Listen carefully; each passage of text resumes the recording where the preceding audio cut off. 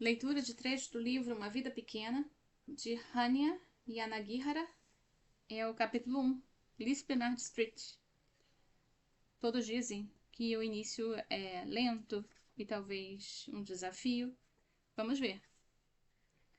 O 11º apartamento só dispunha de um armário, mas tinha uma porta de correr de vidro que dava para ser uma pequena sacada, da qual podia-se ver um homem sentado do outro lado da rua, ao ar livre, apenas de camiseta e short, embora fosse outubro.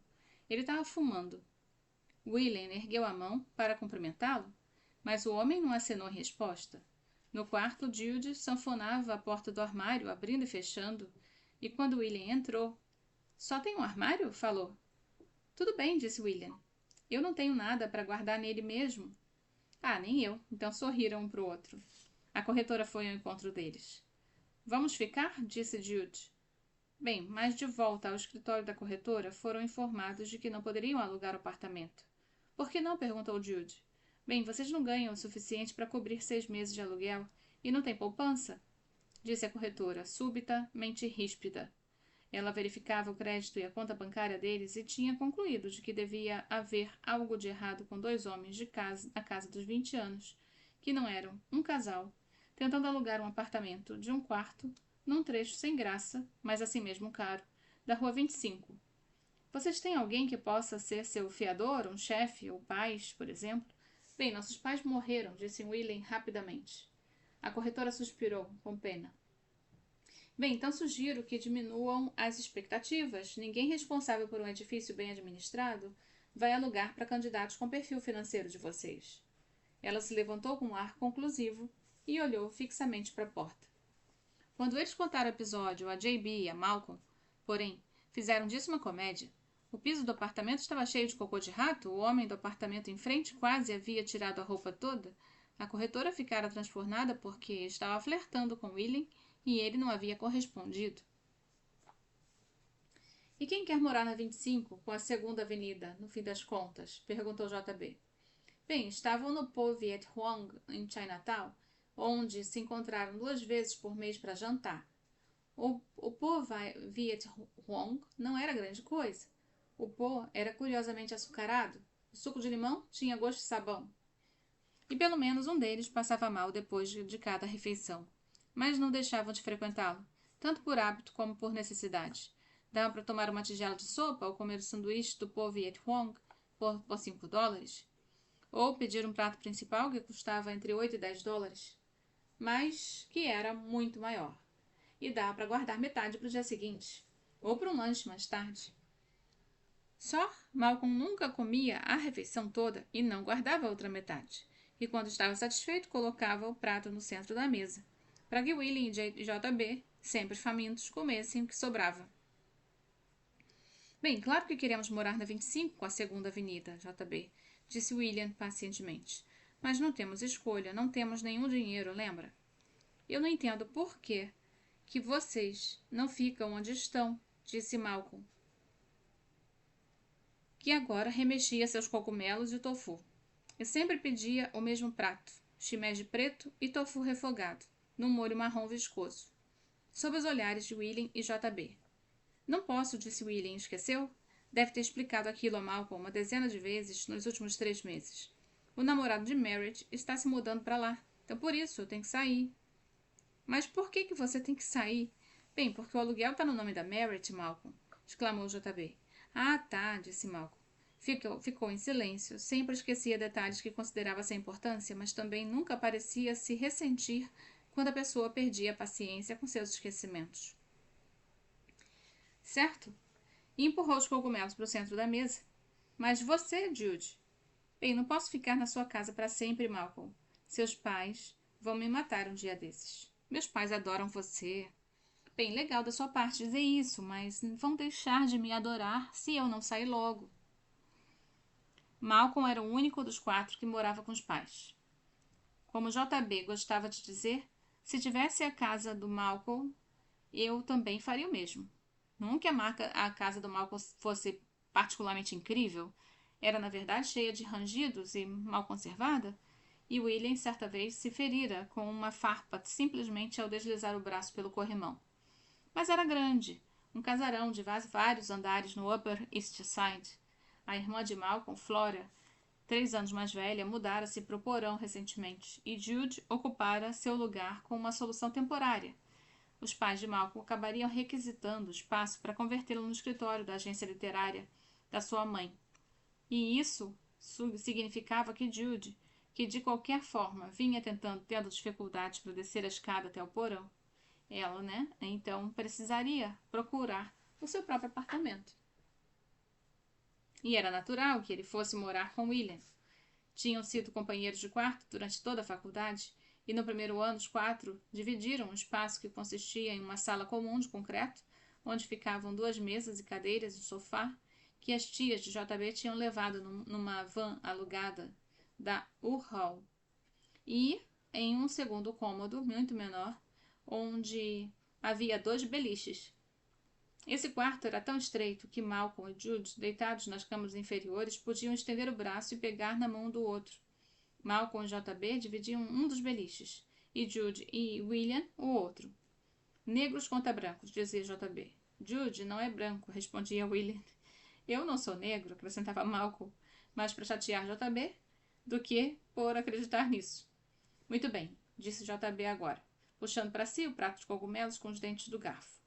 Eu convidaria os 2 para ficar na minha casa, mas eu acho que iam detestar. JB vivia num loft enorme encardido em Little Italy, cheio de corredores estranhos que terminavam em becos sem saída, vazios e disformes, e incômodos inacabados com as paredes de gesso abandonadas pela metade. O lugar pertencia a outra pessoa que eles conheciam na época da faculdade. Ezra era artista.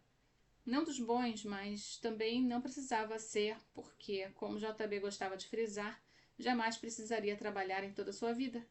E não só ele jamais precisaria trabalhar, como os filhos dos filhos dos filhos também nunca teriam que trabalhar. Poderiam fazer arte ruim, invendável e sem valor durante gerações. E ainda assim teriam condições de comprar por capricho as melhores tintas que quisessem e lofts enormes e pouco práticos no Baixo Manhattan, os quais poderiam desfigurar com suas más decisões arquitetônicas. E quando enjoassem da vida de artista, como JB tinha certeza que aconteceria a Ezra um dia, tudo o que precisariam fazer seria chamar os curadores da sua fundação particular e ganharia uma montanha de dinheiro, quantia essa que nenhum deles 4, bem talvez Malcolm, jamais sonharia em ver na vida. Ao mesmo tempo, valia a pena conhecer uma pessoa como Ezra, não só porque deixava JB e alguns sempre dos seus outros amigos da faculdade ficarem em seu apartamento, mas havia sempre 4 ou 5 pessoas estocadas em vários cantos do loft, mas porque era uma pessoa de boa índole e generosa por natureza, que gostava de dar festas exageradas e em quantidades nababescas de comida, drogas e álcool que eram liberadas. Peraí, disse JB, botando o hashi na mesa. Acabei de me lembrar. Tem uma pessoa na revista que está alugando o apartamento de uma tia, mas é lá para os lados de Chinatown. Quanto custa? Perguntou William. Bem, provavelmente nada. Ela não sabia quanto pedir e quer botar alguém lá que ela conheça. Acha que podia falar com ela então por nós? Melhor. Eu vou apresentar vocês a ela. Podem dar um pulo no escritório amanhã? Jude suspirou. Não vou poder sair do trabalho. E olhou para William. Não se preocupe, eu posso. A que horas? Bem, na hora do almoço, por aí. 1 hora? Estarei lá. William ainda estava com fome, mas deixou JB comer o restante dos cogumelos. Depois ficaram todos ali por um tempinho, e às vezes Malcolm pedia sorvete de jaca, a única unanimidade do cardápio, que comia 2 colheradas e parava. Ele e JB acabavam com o restante. Mas, desta vez, ele não quis sorvete, e eles pediram a conta que pudessem conferi-la e dividi-la centavo a centavo. No dia seguinte, William encontrou JB no escritório. JB trabalhava como recepcionista numa revista pequena, mas influente, localizada no Soho, que cobria o mundo das artes do Baixo Manhattan. Era um emprego estratégico para ele, porque seu plano, como explicara a William certa noite, seria tentar fazer amizade com um dos editores e convencê-lo a publicar uma matéria sobre ele na revista. Calculava que isso levaria cerca de 6 meses, o que significaria que ainda tinha outros 3 pela frente. JB ostentava no emprego uma expressão perpétua de leve descrença, tanto por estar trabalhando, quanto por ninguém ter reconhecido ainda seu dom especial.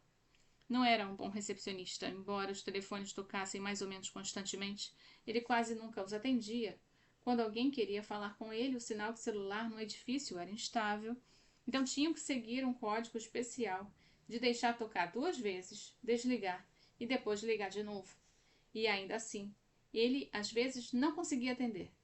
Suas mãos estavam sempre ocupadas debaixo da mesa, penteando e trançando cabelos emaranhados num saco preto que mantinha a seus pés. JB atravessara, conforme definiu, sua fase capilar. Recentemente, decidira tirar férias da pintura para fazer esculturas de cabelos pretos. Cada um dos amigos passaram um exaustivo fim de semana seguindo JB por barbearias e salões de beleza no Queens, no Brooklyn, no Bronx e em Manhattan, esperando do lado de fora enquanto JB entrava para pedir aos proprietários quaisquer restos de mechas que pudessem ter, para depois arrastar um saco de cabelos cada vez mais estranho pela rua. Entre suas primeiras obras estava a maçã, uma bola de tênis que ele tinha esfolado, cortado pela metade e enchido com areia antes de cobri-la de cola e esfregá-la diversas vezes num tapete de cabelos, fazendo com que as cerdas se movessem como uma alga marinha debaixo da água. O cotidiano, no qual cobriu vários utensílios domésticos, um grampeador, uma espátula, uma larga escala, uma xícara de chá com cabelos. Agora vinha trabalhando num projeto em larga escala, que só revelava aos amigos em fragmentos, mas que envolvia pentear e trançar muitas peças a fim de formar uma corda, aparentemente interminável, de cabelos pretos encrespados. Na sexta-feira anterior, ele os atraíra com a promessa da pizza e cerveja para que o ajudassem a trançar. Mas, depois de muitas horas de trabalho tedioso, ficava claro que não havia nenhuma pizza ou cerveja à vista. E eles foram embora, um pouco irritados, mas não completamente surpresos. Todos já estavam cheios do projeto dos cabelos, embora Jude, o único entre eles, achasse as obras maravilhosas e dignas de serem consideradas significativas um dia. Como agradecimento, JB dera a Jude uma escova coberta de cabelos, mas depois pedira o presente de volta quando um amigo do pai de Ezra parecera interessado em comprá-la. O que não aconteceu, mas JB não devolveu a escova para Jude. O projeto dos cabelos se mostrara difícil também em outros aspectos, numa outra noite, quando sabe-se lá como, os três novamente ludibriados de ir até Little Italy para pentear mais cabelos. Malcolm havia comentado que os cabelos fediam, o que era verdade. Não fediam a algo nojento, mas simplesmente ao odor metálico e penetrante de um couro cabeludo não lavado. Mas JB dera um de seus chiliques homéricos e chamara Malcolm de negro autodepreciativo, de pai do mais e traidor da raça. E Malcolm, que muito raramente perdia a calma, mas que se enraivecia diante de acusações como essas, jogara seu vinho na sacola de cabelos mais próxima. Se levantara e saíra batendo os pés. Jude correra, da melhor maneira que podia, atrás de Malcolm, enquanto William ficava para trás para acalmar JB. Embora os dois tenham feito as pazes no dia seguinte, no final das contas, William e Jude se sentiram injustamente, e eles sabiam, um pouco mais zangados que com Malcolm, já que, no fim da semana seguinte, tiveram de voltar ao Queens, caminhando de barbearia em barbearia para tentar substituir a sacola de cabelos que eles haviam estragado. Como vai a vida do planeta negro? Perguntou William JB agora. Negra, disse JB, enfiando a trança que desembaraçava de volta na sacola. Vamos andando. Eu disse a Anica que estaríamos lá a 1h30. O telefone em sua mesa começou a tocar. Não vai atender? Vamos, não, eles vão ligar de novo. A caminho do Baixo Manhattan, JB se queixou. Até agora, ele havia concentrado seu poder de sedução no editor sênior chamado Jim, que eles chamavam de Jinan. Tinham ido a uma festa, os três, no apartamento dos pais de um editor júnior do edifício Dakota, onde cômodos cobertos de quadros se sucediam uns aos outros. Enquanto JB conversava com seus colegas de trabalho na cozinha, Malcolm e William passeavam juntos pelo apartamento. Onde estava Jude naquela noite? Trabalhando, provavelmente. Observando uma série de fotos de Edward Bortinsky penduradas no quarto de hóspedes, um conjunto de caixas d'água dos Becker montado em 4 fileiras de 5 fotos acima da escrivaninha do gabinete de trabalho, um enorme Gursky flutuando acima das meias estantes da biblioteca e na suíte principal uma parede inteira de Diane Arbus, cobrindo o espaço de tal forma que sobravam apenas alguns centímetros de parede nua no alto e na soleira. Estavam admirando uma foto de 2 garotas com síndrome de Down, com rostos tão meigos brincando com a câmera e seus maiôs apertados demais, infantis demais, quando Jim se aproximara deles. Era um homem alto, mas tinha um rosto pequeno e esburacado, parecendo uma marmota, que lhe emprestava um ar selvagem e pouco confiável. Os dois se apresentaram e explicaram que estavam ali porque eram amigos do JB. Jim contou que era editor sênior da revista e que cuidava de toda a cobertura de artes plásticas. Ah, sim, disse William, com cuidado de não olhar para Malcolm, antecipando sua reação. JB disseram que a eles que tinham o editor de artes como alvo. Então devia de ser ele. Já viram algo assim? Perguntou Jim, apontando para os Arbuses. Bem, nunca, disse William. Eu amo Diane Arbus. Jim se retesou e as minúsculas feições apareceram formar um nó no centro do seu pequeno rosto. É Diane. Hein? Diane. O nome dela se pronuncia Diane. Ah, sim. Quase não conseguiram sair da sala sem cair no riso. Diane? Falara JB depois, quando lhe contaram a história. Jesus, que merda pretensioso. Mas é o seu merdinha pretensioso, dissera Jude. E então, desde então, passaram a se referir a Diane como Diane.